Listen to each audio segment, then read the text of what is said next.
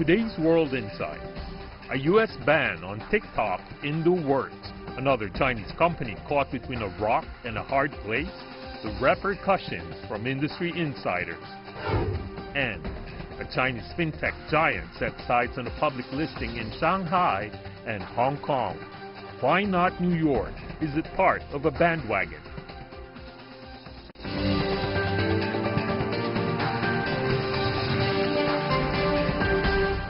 Here is our host, Tian Wei. Hello and welcome to World Insight. I'm Tian Wei in Beijing. We begin with the U.S. ban on Chinese short video app TikTok. The U.S. House of Representatives on Monday voted to bar federal employees from downloading the app on government-issued devices, again citing concerns over national security. TikTok is a free app, something like a short-form version of YouTube. With a mix of viral dance crazes and comedy sketches, TikTok has become a phenomenon among young people. Now it's under investigation, though, for allegedly collecting user information. What will happen to those influencers on TikTok as relations between China and the United States continue to sour? Who will be the next target?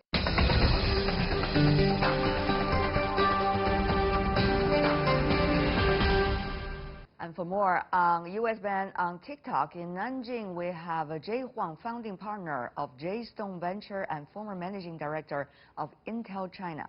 In Washington, D.C., Ernest McDuffie, founder of the Global McDuffie Group. Welcome to both of you, gentlemen. Certainly, the latest news about the TikTok grabs a lot of attention, especially, I guess, for the influencers on TikTok. But seriously speaking, what do you make, Mr. McDuffie, of the decision? Well, like so many of the recent decisions out of the current administration, it really seems to lack a lot of credibility to me. I don't think there's a real valid reason for having such a ban. There are a lot of politics behind it. There are also somewhat business competitions as a result. It's been very interesting that I can read from TikTok's perspective. President of the head of U.S. public policy with TikTok suggesting that TikTok app is not available in China and not owned or controlled by any government. The company is led by an American CEO with hundreds of employees and key leaders across safety, security, product, and public policy based here in the United States. What's likely to be the implication, Mr. Huang, if the United States, which is considered as one of the leading economies and a leader in setting the rules doing that, would others also follow suit, whether in emerging economies or developed economies, accusations against foreign companies without providing evidence? It's really unfortunate. It's not good for consumers. It's not good for actually competition. Having said that, though, what does that mean for TikTok to survive? How could they look at the situation if you are consulted, if they ask for your advice? What can they do, Mr. Huang? First, they can say I'm spin-off on the TikTok from the parent company ByteDance. And then that means I move all my servers and outside China and the development and work and will move outside China as well. They also create opportunities for other companies, for example, like some European companies.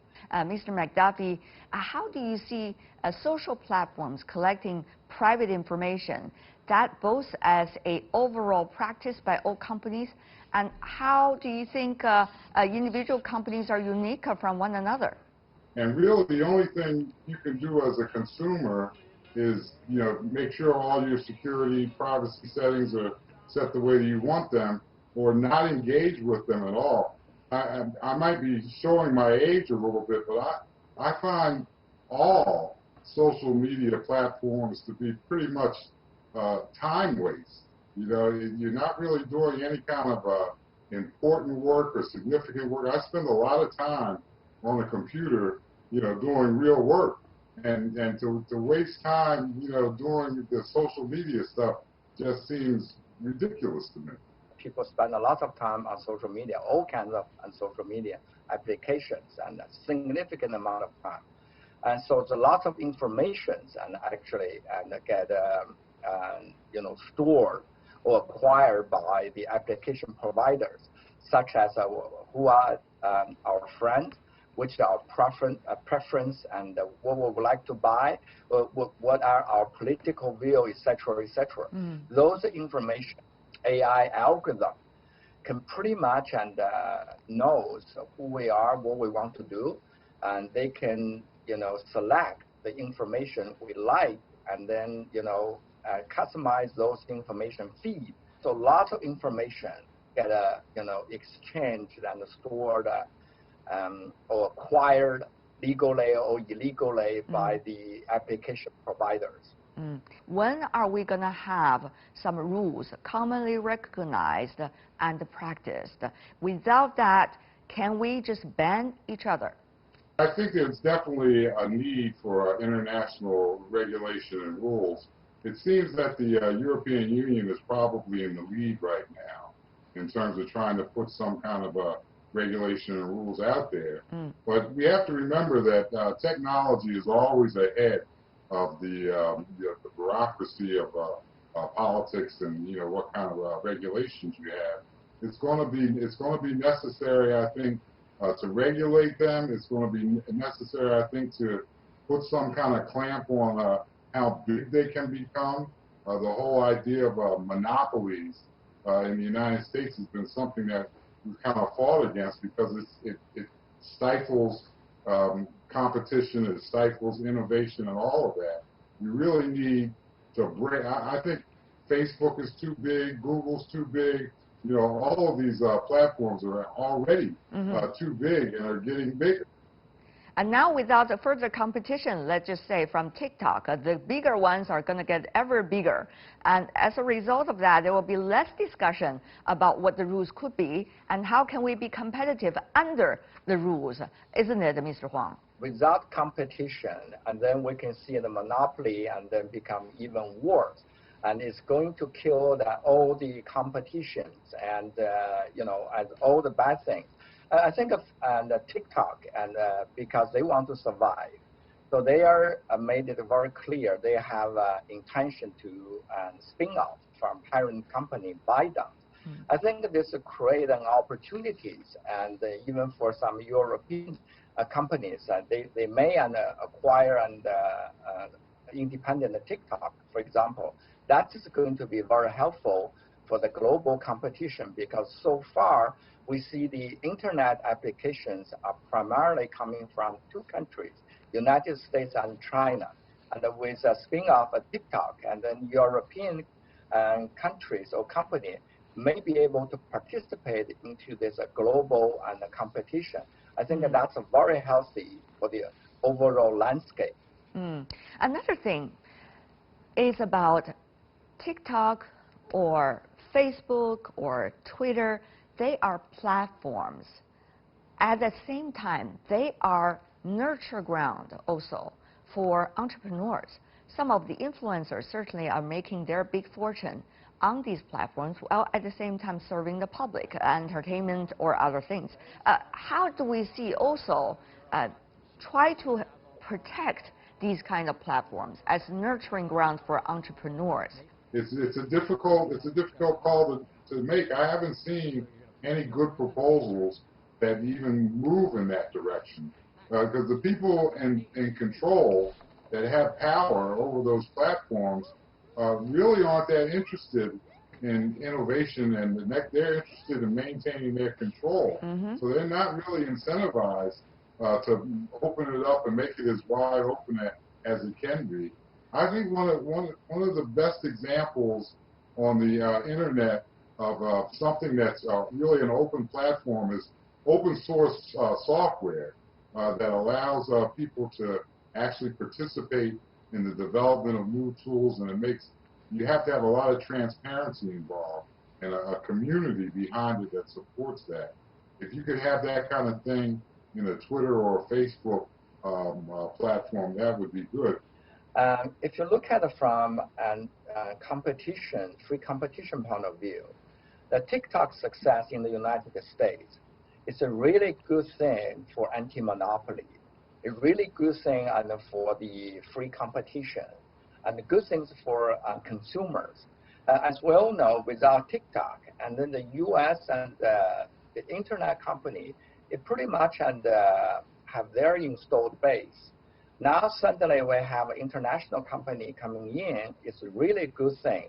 Unfortunately, it got hammered by this geopolitics, which is really unfortunate.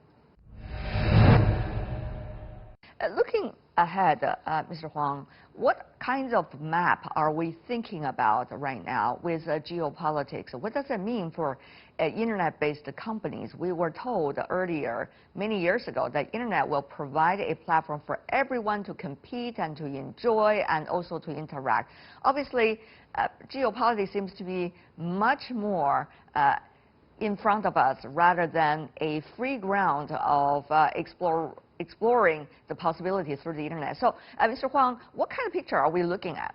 To overcome that, the company have to think about whether I'm going to create and spin off or create an independent company going to the United States or going to China or going to India, for example. If every country follow the rule or follow the rule by law, and then it's a kind of a workaround. And then, and overall, if we're running into one world, two systems, that is not good for everyone. Do we have the danger of one world, two systems, Mr. McDuffie? Yeah, for sure. There's the haves and the have-nots.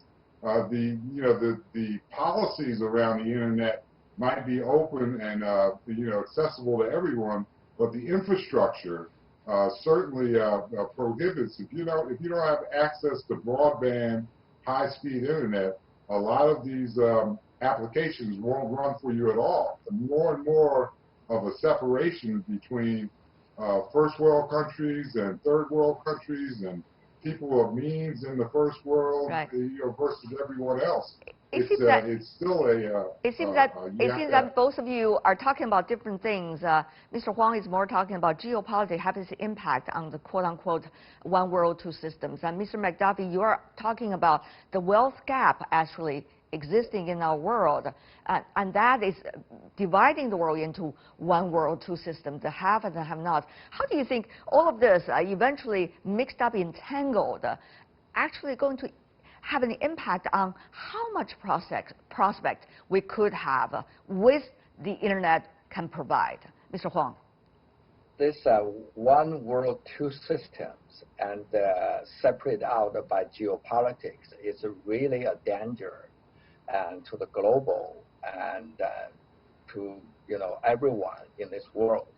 I think we should every country and company should do our best to try to prevent such a thing from happening, because it does not benefit anybody at all. Each country and each company is the best technology and competing in a level and a playground. I think that should be the right recipe for everyone. Is that going to happen, really? Mr. Huang, given your knowledge of the reality, or is it wishful thinking coming from a tech nerd? It's difficult, and maybe I'm too optimistic and to think about that thing. It looks like we are maybe headed into one world and two systems. I think the last thing to do with China.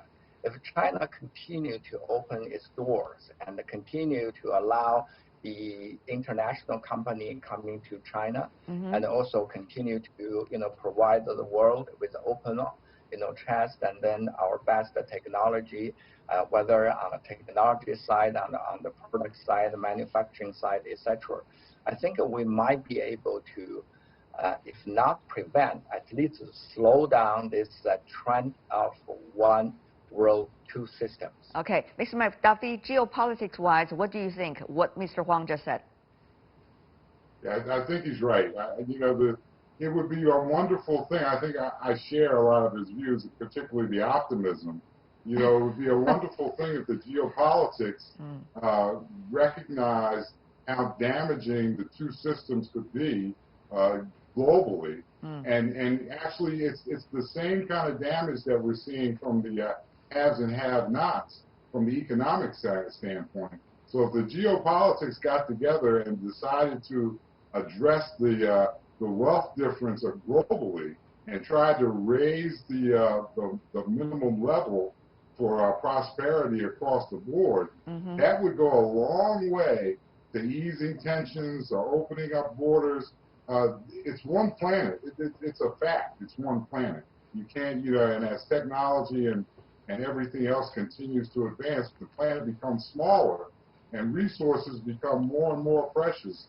And if the geopolitics don't recognize that and try to deal with it in an open and transparent way that benefits everyone, the world can't survive like that. Some say, Mr. McDuffie, I do not want to put you into a strange spot, but the U.S. has lost its style, its manner as a leader of the world. Do you agree with that? In a way, how do you look at, from that perspective, the TikTok story and other stories about whether foreign companies could still compete on a fair ground inside the United States?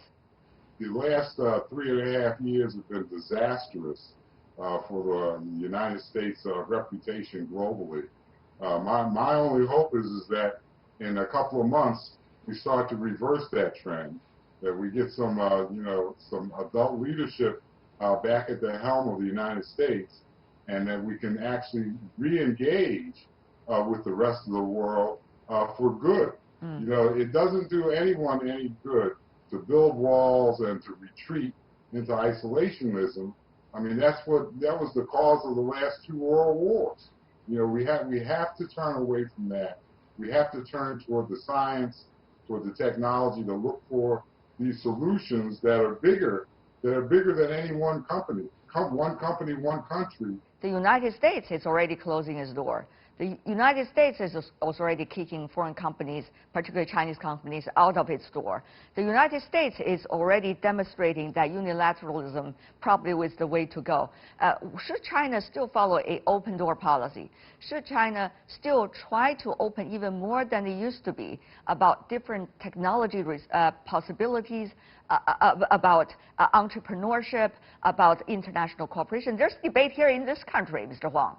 I think the answer is China should and also must, and then keep and open its doors. And if you look back the history, China developed and much faster, improved people's and welfare and also people's life dramatically after China opened its doors and after Deng Xiaoping take on power. So that is a story to tell everybody, keep open door policy can help China, also help the world. And actually, you look at since China joined the WTO in 2001, yes. I think that the world landscape and the change, it benefited globally. I think it's not just benefiting China, it's benefit globally. Of course, and then not everybody and in each country and take an equal share of this benefit. Some people may take more, some people are less. But globally, this is good for every country. We'll see how different parties involved are going to tangle with one another, and we'll see how TikTok would find its way. Interesting discussion with both of you. Thank you so much for joining us, Jay Huang and Mr. McDuffie. Really appreciate it. Thank you.